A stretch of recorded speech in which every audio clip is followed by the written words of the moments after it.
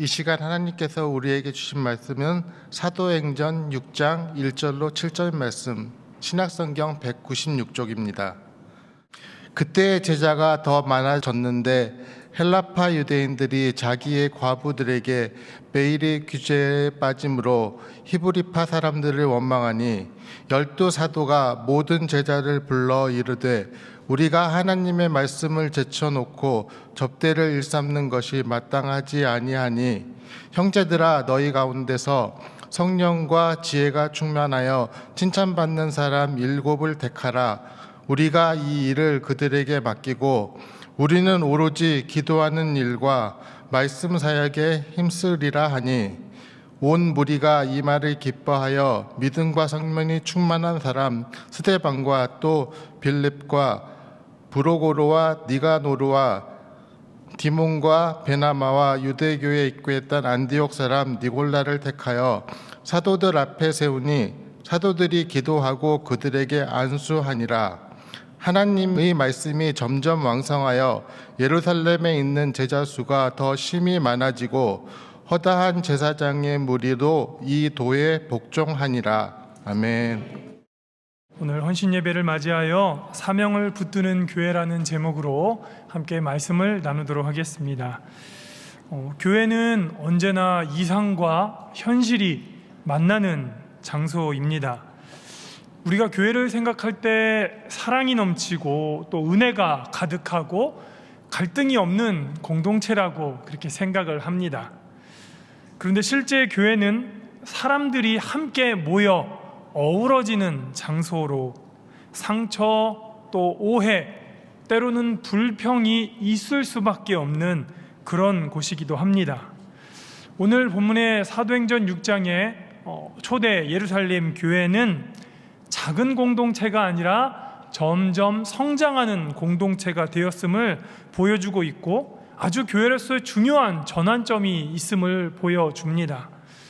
저는 어릴 적 지하의 개척교회를 다니면서 작은 여러 경험들을 해보았습니다. 반주자 한 분이 없어서 모든 성도들이 공예배 때마다 육성으로 찬양을 하기도 했고요.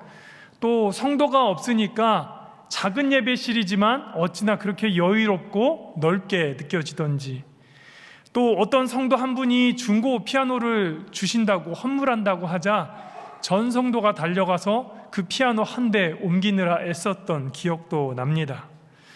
또 상 몇 개를 펴서 함께 음식을 차리면 단지 상 몇 개일 뿐이지만 전 성도가 함께 잔치를 벌일 수도 있기도 했습니다. 물론 항상 좋을 수만은 없었을 겁니다. 그렇지만 작은 교회다 보니까 문제가 생기면 금방 해결할 수 있었습니다. 사람의 수가 적고 또 사역이 단순하니까 갈등의 요소들이 그렇게 많지 않았던 것 같습니다. 그러나 교회가 성장하고 사람이 많아지고 또 사역이 다양해질수록 보이지 않는 문제들이 점점 드러나기 마련입니다. 우리 교회도 이제 점점 큰 교회로 성장하고 100년을 넘어 더 큰 교회로 부흥 역사할 줄 믿습니다. 아멘. 교회가 클수록 신앙이 연약하신 분들은 아주 작은 오해들로 상처를 받기도 합니다. 예전에 이런 일이 있었습니다. 새벽에 일찍 나오시는 한 성도님께서 1등으로 헌금을 제단에 넣으시는 겁니다. 그러면 그 다음 오신 분들은 2등으로 헌금을 넣으시겠죠. 그런데 헌금을 드리다 보면 부끄러움 많으신 분들은 가장 밑으로 헌금을 넣기도 합니다. 이것은 어떻게 보면 아주 작고 사소한 문제일 겁니다. 그런데 이 문제를 오해하면 1등으로 오신 분이 내가 첫 번째로 호명받고 싶어서 가장 먼저 헌금을 냈는데 어떤 분이 헌금의 순서를 섞으면서 내 호명의 1순위가 밀려났다라고 오해할 수도 있습니다. 아마 웃으시는 분들은 이런 문제에 있어서 크게 마음을 쓰지 않으실 텐데요. 어떤 분들에게는 내 이름이 먼저 호명되지 않는 거에 대해서도 상처를 받으시기도 한다라는 겁니다.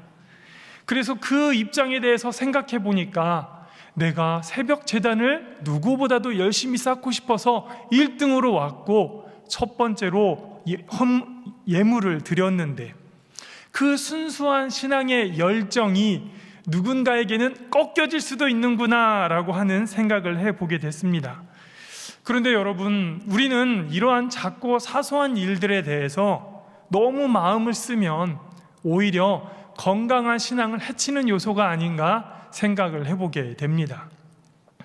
이처럼 우리의 신앙을 조금씩 들여다보면 실망의 요소는 교회가 아니라 사람 때문에 일어나는 일임을 우리는 종종 보게 됩니다.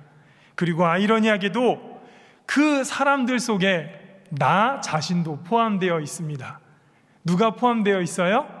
나 때문에 실망하고 나 때문에 상처받기도 합니다. 사도행전 6장은 우리가 꿈꾸는 이상적인 교회 이야기가 아니라 성령 충만하여 점점 흥왕하는 교회가 실제로 드러나는 이러한 문제들을 어떻게 통과해 나가는지 현실적으로 보여주는 한 사례이기도 합니다. 본문의 예루살렘에 등장한 문제는 핍박의 문제가 아니라 내부의 문제였습니다. 그러니까 성도들의 문제였다라는 것이죠. 외부의 박해보다 때로는 교회를 흔드는 문제는 바로 내부에서부터 있을 수 있다라는 겁니다. 사탄은 교회를 무너뜨릴 때 반드시 밖에서부터 공격하지 않습니다. 가장 연약한 그 내부의 안에서 불평과 오해를 만들어 사람들을 분열시키고 우리가 나아가야 할 사명의 방향성을 흐트려 놓습니다. 오늘 본문은 우리에게 분명하게 말해줍니다. 교회에 문제가 생겼다라는 그 사실은 실패가 아니라 그 문제를 어떻게 다루느냐에 따라 그 교회의 영적 수준을 결정할 수 있다는 겁니다. 초대교회는 이 위기를 극복하여 더 건강해졌고 분명한 사명을 붙들게 되었습니다. 결과적으로 하나님의 말씀이 더욱 왕성하여 흥왕되는 교회가 된 줄 믿습니다. 우리도 이 초대교회의 모습을 따라 우리 송현교회도 하나님의 말씀으로 날마다 승리하는 믿음의 교회 될 줄 믿습니다. 아멘. 그래서 오늘 본문을 따라 세 가지 흐름으로 말씀을 살펴보고자 합니다. 첫 번째는 교회의 성장에는 반드시 갈등이 찾아옵니다. 무엇이 찾아온다고요? 갈등이 찾아옵니다. 사도행전 6장 1절에는 이렇게 시작합니다. 그때의 제자가 더 많아졌는데, 첫 번째 줄 어떻다고요? 그때의 제자가 더 많아졌는데. 이 말씀은 문제가 생긴 이후로 교회가 쇠퇴해진 것이 아니라 성장하고 있음을 보여줍니다. 제자가 더욱더 많아집니다. 하나님의 말씀으로 그 사도들의 제자가 더욱더 많아졌습니다. 그리고 이 짧은 문장은 매우 중요한 영적인 사실을 담고 있습니다. 교회가 성장하고 있었다라는 겁니다. 옛날에 아주 작은 사형제를 키우는 가정이 있었습니다. 오랫동안 가난하여 쪽방집에 살다가 열심히 일해서 비교적 큰 집으로 이사가게 되었습니다. 방도 많아지고 공간도 넓어졌습니다. 그런데 이상하게도 이사한 후에 이 사형제들이 하루가 멀다 하고 싸우는 겁니다. 이유가 무엇이었을까요? 공간이 넓어지니 각자의 영역이 생기고 동선도 달라지고 가족이지만 각자의 생활 방식의 차이가 드러났기 때문입니다. 그러니까 집이 나빠서가 아니라 집이 커졌기 때문에 새로운 조정이 필요했다라는 겁니다. 사도행전 2장에서 성령의 임재가 나타난 이후에 3,000명이 회개하고 돌아오고 그 이후에도 날마다 구원받는 그 사람들이 더해졌습니다. 말씀과 기도로 성령의 역사로 교회는 분명하게 살아나고 있었습니다. 그런데 이 성장의 한복판에서는 어떤 일이 일어났을까요? 다시 한번 사도행전 6장 1절의 말씀을 함께 보겠습니다. 그때 제자가 더 많아졌는데 헬라파 유대인들이 자기의 과부들이 매일의 구제에 빠짐으로 히브리파 사람을 원망하니.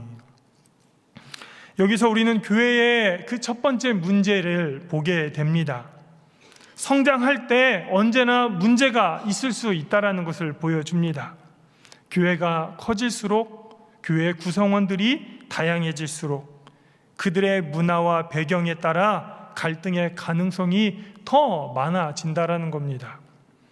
헬라파 유대인과 히브리파 유대인들은 분명 같은 유대인이었지만 그들의 언어와 문화와 생활이 달랐습니다. 이 헬라파 유대인들은 디아스포라 출신의 헬라 문화에 익숙했고, 히브리파 유대인들은 예루살렘 중심의 그 문화에 익숙했습니다. 그러니까 예루살렘 교회는 그 예루살렘의 중심에 있는 히브리파 유대인들이 한마디로 기득권이었음을 보게 됩니다. 이런 차이에는 평소에 문제가 되지 않았습니다. 그런데 구제를 하려다 보니 사람들 사이에서 차별이 나타났습니다. 결국 이것이 성도들에게 불만으로 드러났습니다. 중요한 것은 이것은 단순한 사람들의 실수, 행정적인 착오가 아니었을 겁니다. 분명 성도들 안에서 나는 차별받고 있다라는 그 감정의 문제였습니다. 말씀처럼 과부들이 그 구제에서 빠졌다라는 겁니다. 도움받아야 될 그 사람들이 명단에서 빠지게 된 것입니다. 이것은 단순한 착오가 아니라 분명 성도들이라는 그 공동체 안에서 소외되고 있다라는 인간적인 감정이 드러났을 겁니다. 결국 이런 문제들이 성도들 안에서 상처가 되었습니다. 사랑하는 성도 여러분, 교회 안의 갈등은 언제나 우리의 이 감정과 연결이 됩니다. 그래서 위험합니다. 그러나 우리는 이 초대교회의 부족함의 모습을 보면서 오늘날 이 성령에 충만한 교회도 문제가 있었다니, 어쩌면 우리 교회에도 사소한 문제 하나쯤은 있을 수 있겠구나 싶습니다. 그러면 우리는 조금 더 관대한 마음으로 이러한 어려움들을 이겨나가야 되지 않을까, 그런 도전의 마음도 함께 갖습니다. 문제의 존재는 실패가 아니라 오히려 성장하고 있었고 그들이 살아 있었음을 반증하는 모습입니다. 중요한 것은 문제가 없느냐가 아니라 우리에게 있는 그 문제를 어떻게 바라보느냐, 이것이 중요할 겁니다. 그래서 불평이 생겼을 때, 성도들에게 불만이 쌓였을 때 이것을 무시하지 않고 덮어두지 않고 하나님 앞에 기도하면서 이 문제들을 영적으로 해석하고 또 공동체가 함께 해결하려 하는 모습이 중요합니다. 그러면 우리는 이 말씀을 통해 우리에게 질문해 봅니다. 우리 교회는 어떠한 갈등이 있을까? 또 어떤 말하지 못하는 불평들이 성도님들의 마음속에 있을까? 혹 우리가 그것들을 외면하고 있는 것은 아닌가? 우리는 생각해 봐야 합니다. 성도 여러분, 성장할 때에는 반드시 성장통이 있습니다. 우리는 분명히 이것을 인지하여 날마다 깨어 기도하며 성령의 지혜로 이겨나가는 우리 송년교회 되시기를 축원드립니다. 두 번째로, 사명의 우선순위가 분명해야 합니다. 주객 전도라는 사자성어를 아실 겁니다. 주인의 손과 위치가 바뀐다라는 뜻으로 중요하지 않은 것이 주가 되고 중요하지 않는 것이 부가 되어 우선순위가 뒤바뀐 그런 상황을 말씀하는 내용입니다. 사도들은 이 1절의 문제를 듣고 2절과 같이 이렇게 말하였습니다. 사도행전 6장 2절입니다. 12사도가 모든 제자를 불러 이르되 우리가 하나님의 말씀을 제쳐놓고 접대를 일삼는 것이 마땅하지 아니하니. 사도들은 분명 사명의 우선순위를 매우 분명하게 인식하고 있었습니다. 하나님께서 그들에게 맡기신 사명이 무엇이었을까요? 말씀과 기도였습니다. 만약 사도들이 이러한 행정적인 문제, 구제적인 문제까지 직접 감당하려 했다면 오히려 말씀 전하는 일에, 기도하는 일에 그 집중이 흐트러지지 않았을까요? 우린 여기서 중요한 원리를 발견합니다. 아무리 옳고 그른 일, 아무리 인간적으로 선한 일이라 할지라도 하나님이 내게 맡기지 않은 일도 있을 수 있다는 겁니다. 교회 안에는 수많은 사역이 있습니다. 그러나 모든 일을 한 사람이 다 담당할 수는 없습니다. 이처럼 사명을 분별하지 못하면 하나님의 일을 하면서도 정작 나아가야 할 방향성을 잃을 때도 있습니다.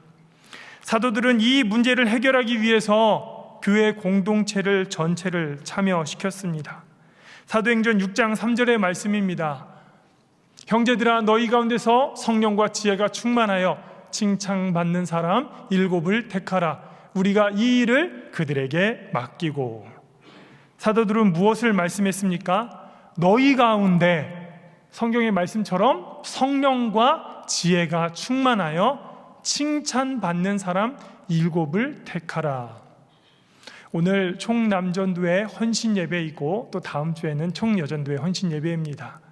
하나님께서 우리에게 바로 성령과 지혜가 충만한 칭찬받는 우리가 될 수 있도록 우리를 세워주신 줄 믿습니다. 아멘. 그래서 예루살렘 교회는 이러한 문제들을 독단적으로 처리하지 않았습니다. 교회가 함께 기도하고 함께 선택했습니다. 그리고 그 7 집사를 세울 때에 탁월한 능력이 아니라 성령의 충만함과 지혜, 그리고 그가 칭찬받는 자인가, 이것을 중요하게 봤다라는 겁니다. 이는 교회 직분이 일 잘하는 사람이 아니라 중요한 것은 영적 본이 되는 자리였음을 보게 됩니다. 저도 말씀을 묵상하면서 여러 마음들을 깨닫게 되었습니다. 내가 목사라고 이 자리에 있는 것이 아니라 영적으로 본이 되어야 되는 사람이 되어야겠구나, 그런 생각을 해보게 됩니다. 사랑하는 성도 여러분, 우리에게 주시는 이 사명과 직분은 능력이나 또 명성, 그것들이 아닙니다. 말씀처럼 성령의 충만함과 지혜, 그리고 칭찬받을 수 있는가, 이것이 중요했습니다. 교회는 단순히 효율적으로 일하는 곳이 아닙니다. 세상적인 조직처럼 일할 수 있는 곳이 아닙니다. 영적인 공동체임을 분명하게 말씀하고 있습니다. 그래서 일이 아니라 사명이고 역할이 아니라 부르심이다라고 분명하게 성경을 통해 말씀합니다. 그래서 초대교회는 이러한 갈등의 문제들을 해결하기 위해 사람들을 세웠지만 단순한 일꾼이 아니라, 단순한 행정적인 일을 처리하는 사람이 아니라 직분자로 세워주셨습니다. 아멘. 바로 우리 모두를 하나님이 교회의 직분자로 세워주셨습니다. 아마 인간적인 상식으로는 일을 잘하는 사람, 또 교회를 위해 시간을 할애할 수 있는 사람, 또 어쩌면 사람들의 말에 귀 기울일 수 있는 사람이 좋다라고 생각할 것입니다. 그러나 사도들은 분명하게 말했습니다. 성령과 지혜가 충만하여 칭찬받을 수 있는 사람이 바로 교회의 7 집사가 되어야 된다라는 것이었습니다. 그래서 오늘 이 말씀은 우리의 직분을 다시금 생각해 볼 수 있게 합니다. 성도 여러분, 우리에게 주시는 이 직분은 교회를 위해 존재하지 나를 위해 존재하는 것이 아닙니다. 오늘날 많은 사람들이 오해하는 것 중에 하나는 이 직분이 어느 교회에서나 위치나 인정받는 그러한 자리다라고 생각할 때가 있습니다. 그러나 성경이 말하는 직분은 반대였습니다. 위로 올라가는 자리, 높아지는 자리가 아니라 오히려 아래로 내려가는, 더 깊이 내려가는 겸손의 자리였습니다. 그래서 사도들은 이 교회를 살리기 위하여 직분자를 세웠습니다. 하마터면 이 헬라파 유대인들의 이러한 불평은 자칫하면 교회를 2 진영으로 나누어서 싸울 수 있는 그 불씨가 될 뻔한 사건들을 잠재우게 되었습니다. 내게 주시는 이 직분을 통해서 어쩌면 우리에게 있는 많은 갈등의 요소들을 말씀처럼 칭찬받는 자 되어 온전히 덮어두시고 기도하시고 해결하시는 성도님들 되시길 바랍니다. 이어서 사도행전 6장 4절의 말씀에는 이렇게 선언합니다. 우리는 오로지 기도하는 일과 말씀 사역에 힘쓰리라 하니. 사도들은 우리는 기도와 말씀에 힘쓰겠다 그렇게 선언합니다. 이렇게 말할 수 있었던 이유는 바로 믿고 맡길 수 있는 그 직분자들이 세워졌기 때문입니다. 이 직분자는 목회자의 일들을 대신하는 자가 아니라 목회라는 그 본질에 집중할 수 있도록 함께 동역하는 그 직분이었습니다. 바로 이러한 함께 동역하는 협력자들이 있었기 때문에 교회가 분열되지 않고 더 건강해질 수 있었습니다. 사랑하는 성도 여러분, 우리 송년교회가 곧 96주년 설립 주일을 기다리고 있습니다. 지금까지 교회를 쭉 운영하시고 또 함께 꾸려가시고 기도하시며 성장시키셨던 많은 성도들의 삶 속에 또 신앙의 생활 속에 우리가 이 분열과 다툼을 이길 수 있었던 이유는 무엇입니까? 그것은 분명 우리에게 주시는 그 신앙의 우선순위를 알고 있었기 때문이라 생각합니다. 우리 목장이 함께하는 이유, 우리 기관이 존재하는 이유, 우리 교회가 세워진 이유, 바로 초대교회가 보여주는 이 건강한 교회의 모습을 본받아 사명의 우선순위를 세워가시는 우리 송년교회 되시기를 축원드립니다. 세 번째로 성숙한 교회는 말씀에 순종합니다.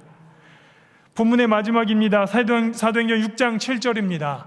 하나님의 말씀이 점점 왕성하여 예루살렘에 있는 제자의 수가 더 심히 많아지고 허다한 제사장의 무리도 이 도에 복종하니라. 아멘.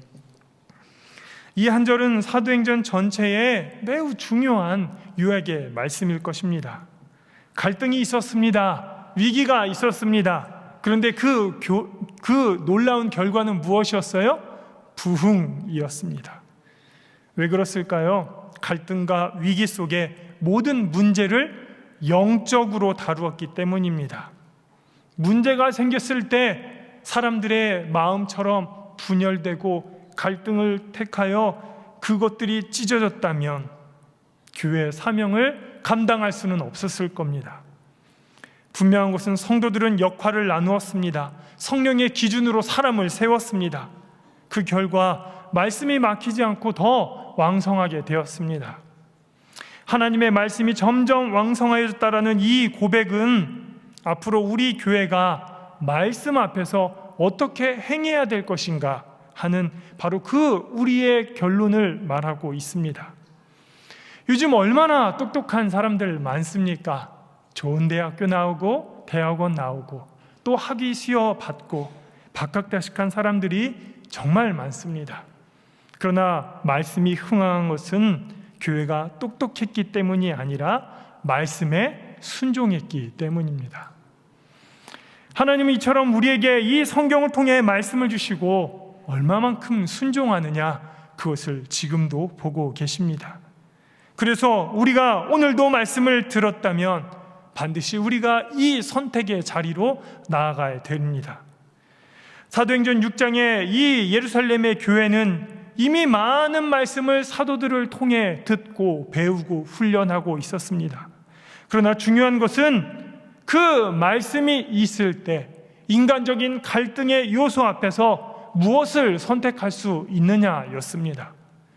불평이 생겼을 때 교회는 두 가지를 선택할 수 있습니다. 하나는 사람의 방법으로 일하는 것이고 다른 하나는 말씀의 순리에 따라 순종하는 것일 겁니다. 우리가 내비게이션에 대한 그런 예화들을 많이 설명합니다. 그런데 우리가 운전할 때 내비게이션을 신뢰하는 이유는 무엇입니까? 요즘은 점차 기술이 발전하여 크고 넓은 깨끗한 화면을 제공합니다. 또 고성능 칩셋을 내장하여 빠르게 그 일들을 처리하는 컴퓨터들이 내장되어 있습니다. 그런데 다만 우리는 첨단의 기술을 보유한 내비게이션이기 때문에 그것을 믿을까요? 그렇지 않습니다. 아주 높은 하늘에 GPS라는 위성 신호를 보내주는 그 위성의 신호를 정확하기에 우리가 그것을 믿고 신뢰하는 것이죠. 교회 일도 마찬가지일 것입니다. 성령과 지혜가 충만한 직분자가 아무리 그가 박학다식한 사람이라고 할지라도 하나님의 말씀, 바로 위에서부터 우리에게 내려오는 그 정확한 진리의 말씀을 우리가 따라갈 때 우리는 그 말씀을 신뢰할 수 있는 것입니다. 초대교회는 말씀을 알고 있는 교회로만 멈추지 않았습니다. 말씀을 선택하고 순종할 수 있는 교회로 나아갔습니다. 그 선택이 직분자를 세우고 사명을 분별하고 또 공동체를 향해 말씀으로 다시금 세울 수 있는 그 일들이 이루어졌습니다. 사랑하는 성도 여러분, 우리는 교회의 위기와 또 가정의 문제, 삶의 갈림길에서 어떠한 길들을 선택하고 계십니까? 사람의 말이십니까? 아니면 상황의 판단이십니까? 아니면 하나님의 말씀이십니까? 말씀에 순종하는 교회, 말씀에 순종하는 직분자, 말씀에 순종하는 성도가 될 때 하나님은 오늘도 우리에게 동일하게 역사하시리라 믿습니다. 그리고 이 고백이 우리 교회와 성도들의 삶의 고백이 되시리라 믿습니다. 말씀을 정리합니다. 사랑하는 성도 여러분, 오늘 우리가 함께 읽은 이 사도행전 6장 1절에서 7절의 말씀은 분명하게 우리에게 하나님의 지혜를 줍니다. 교회는 성장하면서 흔들릴 수 있습니다. 그러나 사명을 온전히 붙드는 교회는 무너지지 않습니다. 갈등이라는 요소를 피할 수는 없지만 성령님께서 우리에게 주심으로 이 문제들을 우리는 해결할 수 있습니다. 그래서 성숙하게 세워진 교회 위에 하나님은 반드시 우리 송현교회에 부흥을 허락하여 주실 줄 믿습니다. 성도들과 우리 교회에 어떤 선택의 기로에 있습니까? 많은 성도들의 갈등과 어려움, 문제들을 외면하시겠습니까? 아니면 그 문제를 해결하기 위하여 여러분들 스스로가 그 사명의 자리로 감당하시겠습니까? 하나님께서 맡기신 우리 송현 공동체가 이 예루살렘이라는 초대 교회처럼 위기를 기회로 삼아 더 성숙해지고 사명을 붙들어 하나님의 말씀으로 왕성해지는 그러한 송현교회가 되시기를 예수 그리스도의 이름으로 축원드립니다. 기도하겠습니다.